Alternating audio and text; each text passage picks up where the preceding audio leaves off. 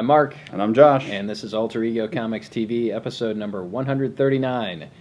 We work at Alter Ego Comics, comic book store in Lima, Ohio, and this is the show where we tell you what's good.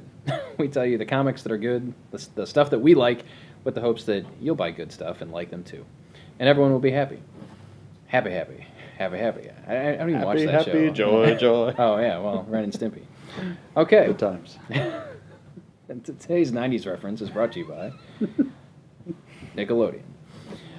My first comic this week is Amazing X-Men #1. This is written by Jason Aaron with artwork by Ed McGuinness, and it is awesome.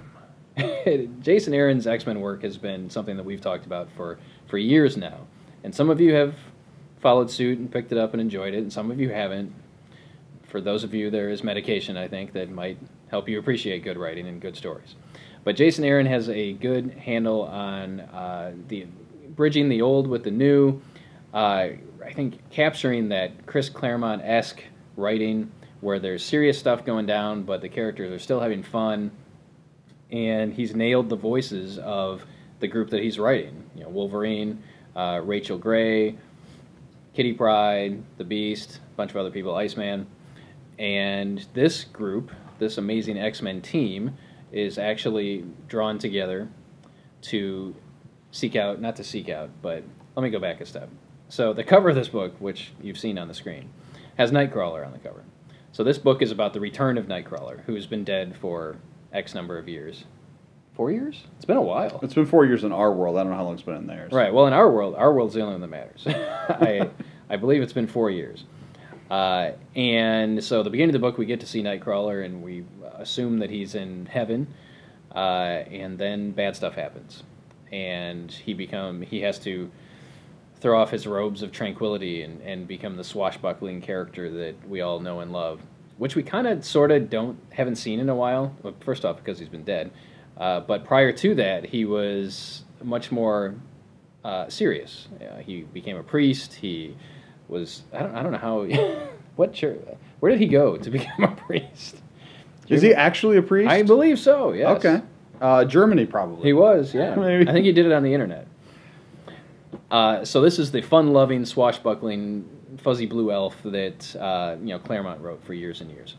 So we've got a team of X-Men that show up that are at the Jean Grey School, led by Wolverine, and somehow they get sucked into this portal that plops them out into the area where this bad stuff is happening, and that's actually the end of the first issue. So now I've told you everything, you don't need to buy it. But it's full of great dialogue. One of the other things that really tugged at my heartstrings on here was the introduction or reintroduction of Firestar. What's her name? Jessica Jones? No, that's someone else. That's Luke Cage's. Sure? Angelica Jones. That's her name. That's because that's so far off from Jessica Jones. And the reason she has to be introduced is because the X-Men must always have a redhead on the team. Again, I think it's a copyright issue. They were about to lose the copyright to Firestar, so they're like, we need to throw her in a book. But as someone that grew up with Spider-Man and His Amazing Friends on TV, you've got this great scene where Firestar is talking with Iceman. And, they were two-thirds of the team of Spider-Man and His Amazing Friends. Anyway, there's nothing not to like about this book. Ed McGuinness' artwork is excellent, as always. Jason Aaron is writing top-notch stuff, and we've got a great group of X-Men that are going to rescue their friend. And they realize that he's alive. Wolverine realizes in the last panel, he's like, can it be? Because Wolverine and Nightcrawler were like best buds. So I can't wait to see what happens here. The only asterisk I'll throw on here is this kind of negates Wolverine and the X-Men. I don't know why we now need 2 books set in the Jean Grey School. Obviously, this one isn't set in the school. It's set in Purgatory, Heaven, Hell, someplace. But it's got much of the cast, much of the adult instructors from the Jean Grey School.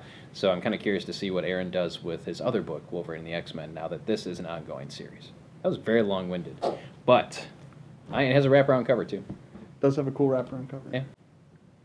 All right, next up, over across the aisle, it is 0 year in DC Comics Land. And this year, we've got 3 different books tying into this week. We have 3 different books tying into the 0 year crossover in Batman. And we're going to give you quick hits on all of them. The first up is Green Arrow, written by Jeff Lemire with art by Andrea Sorrentino, who you may remember from DC's short-lived but well-loved iVampire, and this is the Arrow TV show. They've brought back Diggle, or they've introduced Diggle and included Diggle. They've got his mom. They've got the other guy. Like, it's literally just the TV show, and that was actually kind of fun. You get to see a young Ollie just off the island interacting with a young Batman, and it's good. It's good. Next up for Zero Year, we've got Action Comics number 25, written by Greg Pak, best known for his work on Superman, Batman, and anything with Hulk in it in the last 7 years. And, Superman, Batman's also new this week. But it's not part of Zero Year, so I'm not going to tell you about it, but it's out there. And this is actually really cool because we see a young Clark. He's sort of just begun being active as Superman. And it also has some cool interplay with other characters we haven't seen a lot in the New 52, like Lana Lang, which was very cool. And it's got a couple quick hits, but we see Clark sort of testing the limits of his power as he's beginning to stretch his muscles and figure out exactly how super he can be. But my personal favorite of the bunch is Batman Detective Comics number 25. Anyone who remembers Frank Miller's seminal Batman Year One will know that it is actually much more of a Jim Gordon story, and that's who we get in here. We get Year Zero, Jim Gordon, on the streets, dealing with dirty cops, trying to make a right in a bad city, and it's just so great. I'm a sucker for a good Jim Gordon story, and this is a good Jim Gordon story. Written by John Layman with art by Fabok the Mad Vulcan. Year Zero. Check it out. We'll stay with DC and go to Forever Evil, number 3. This is part 3 of 7, written by Jeff Johns with artwork by David Finch. And I've enjoyed this series from the get-go. It's everything a good DC event should be, but without the heroes, for the most part. It's primarily the villains. But the thing I like most about this, there are two things I really liked about this. First off, we saw last issue that Lex Luthor has created an aborted clone of Superman, which is Bizarro, and this version of Bizarro is very much a modern take. Excuse me, take on it, not like the backwards speaking character that we remember from Super Friends and the Silver Age of DC Comics. Very, very Frankenstein-esque, childlike mentally, but physically imposing and rough. So Lex Luthor and Bizarro are trekking across country to try and get to, I don't even remember where they're going. But the interaction, the interplay between Lex Luthor and Bizarro is really good in this. The dialogue is great.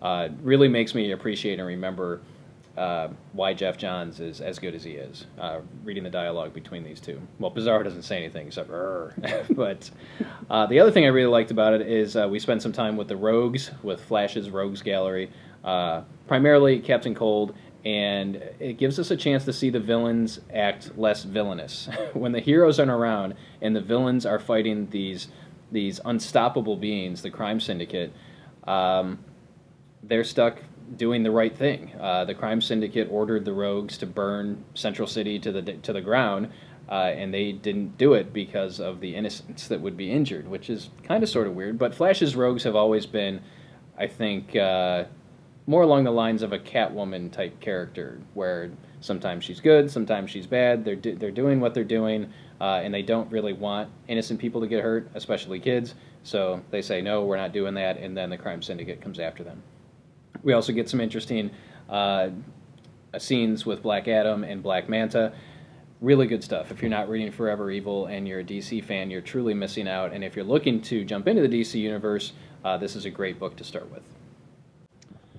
It is a really cool week for indie comics. And when we're getting ready to put the books out in the store, we have them laid out on tables, and we had like half a table of Marvel and like a little more than half a table of DC, and there was just a overflowing plethora of awesome indie books this week.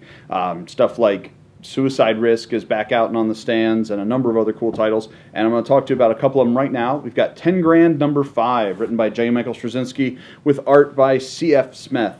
Smith? Gordon Purcell. Oh, 10 Grand, sorry. Oh, C.P. Smith. Yeah. I said 10 Grand, didn't I? You did. Okay. By art by C.P. Smith. Wait. I'm sorry, Josh. C.P. Smith isn't the artist on 10 Grand Ben Templesmith? No, it is not. Ben Templesmith had to make Boom Boom and cannot draw this comic book anymore. So he has wandered off to wherever Ben Templesmith goes when he gets angsty. And to fill him in, to place, we've got C.F. Smith. And actually, it really works. If you're following 10 Grand, this is sort of a transition where our anti-hero, fallen hero, whatever, our good bad guy has gone in search of his girlfriend's soul in heaven or in hell or in the spaces between, and because it's a transition to a different plane of existence, the change in art is really great, and I especially like the way it highlights some stuff. 10 Grand is just so good. It really reminds me why I like Straczynski's writing and the breadth he has to it. You know, there are little moments in here and some great dialogue, and just awesome. And if you're enjoying this and his other book, Sidekick, you may want to check out, new on the stands this week, Protectors #1 from Image Comics. This one's got art by Gordon Purcell. Heyo. And this is a story of a world where there are superheroes, but no, at least to the eyes of the people, no supervillains. You've got we see how these powers came into the world in the Golden Age, or the more of a Captain America analog, and how they spread out into a less than ideal crop of superheroes after that. And it was really interesting to see it told from a human point of view, kind of like Kingdom Come, where you have normal people seeing these godlike people with their powers. And I have great faith that Straczynski will make this an awesome book, so that's another one to check out this week. All right, staying in the land of indie, we'll go with Alex and Ada, #1. This is by Jonathan Luna and Sarah Vaughn. Jonathan Luna breaking from his brother. I don't remember his brother's name, but it was always the Luna brothers on previous Image products. But this was pretty close to being my pick of the week. I went with Amazing X-Men, but this was a very close second. It takes place in the future. It's a very cool future where you have... It's kind of like Terminator meets iRobot to some degree. You've got... We did not read the same book. No, I'm not saying... There are no Terminators involved in here. But you have a company like Cyberdyne Systems who exists and is putting out this technology, and some of it you get an implant in your head, and you don't have to... When you want to lock your car, you just think lock, and your car locks. If you want to get into your house, you think open, and your door opens. When you want the lights off, etc., etc. You don't have to touch any buttons, you don't have to clap your hands, you don't have to say anything, you do it all with your mind. But on top of that, there are robots working within this society, and there's an incident where some robots go rogue and end up killing a bunch of people. We don't see that. We're told about it. It happened in the past. But then there's a more advanced model, I guess, that's available, and it's very much... It seems familiar, but I can't put my finger on it. Maybe you can remember. No. You have these robots, these androids that are like... it's kind of like surrogates to some degree. Do you remember surrogates? Yeah. Where you have androids that can be your lovers, androids that can be your butler, your chauffeur, your house cleaner, whatever. But then you've got real people running around too. So I don't know what else to say. I should have thought this out a little more because I'm all over the map on this one. But the dialogue is great. It's kind of a comedy, kind of, sort of. I mean, there are numerous funny scenes in here. The main character, I think his name is, yes, it's Alex on the cover. Yes. We're shooting this at a different time today, and my brain has already started to shut down. I need to recharge my robot brain. The main character, he's having a birthday, and he does a video chat with his grandma, who has one of these android lovers. And just the way that she's, I don't know, 80 years old or 70 years old, and the dialogue is just crazy good. So she ends up buying her grandson a female android for his birthday, and that kind of ends the first issue. But it's very...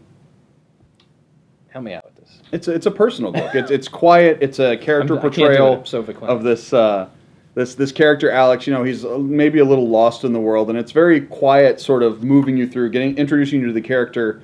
You know, for the most part, without dialogue. You know, he's thinking to these machines. We see what's going on in the world through news reports, but it's a very interesting way. It's kind of an intimate portrayal of a real person in a supernatural world with, well, not supernatural, but it's a world unlike ours where there's technology that's essentially magic. We don't have that? No, not yet. We don't have technology that's essentially magic? It's not indistinguishable yet. Tell someone from 1940 about today, and they'll be like, it's magic in the future. 18 World's Fair. Like, I saw a light bulb and I crapped my pants. Yeah. I'm not doing this book justice, but it is good. It is really good, and if you do pick it up and you're looking for more work from the Luna brothers or Jonathan Luna, I highly recommend Girls. which we will hopefully have volume 1, and it's not what you think. It's a little what you think. It's a little what you think. But in reading this, I was kind of reminded about what I really liked about it. And I have the massive like compendium Omnibus, that has huge. the entire series, and I read it in like a day, which is crazy for me. But anyway, Alex and Ada, 2 thumbs up and a half-assed explanation of why I liked it. Next up, continuing the threads that indie books are awesome, we have Quantum and Woody Volume 1. This collects the first 4 issues of the Quantum and Woody series, which I've been telling you on a monthly basis is super great and hilarious and the best buddy comedy in comics. And it's now available to you on the stands, $9.99. Makes a great gift. Matches your outfit. It will bring happiness to your life. And once you've read that awesome volume, you can pick up number 5, which follows up and is on the stands today. And it's also really funny. Quantum and Woody is just awesome. I'm very excited. It is, yes. It's one of the best new series of 2013, easily. All right. There really was a lot of stuff that came out this week, but apparently we can't talk today, so we're just going to get this video over with, forget it happened, and move on to next week, where hopefully I'll be able to communicate more effectively. What I hope is that I will have a chip in my brain and you will have chips in your brains, and I will just think and you will know what I'm thinking, instead of me having to process from brain to mouth out to the masses. So that's it. Thanks for watching. See you next time.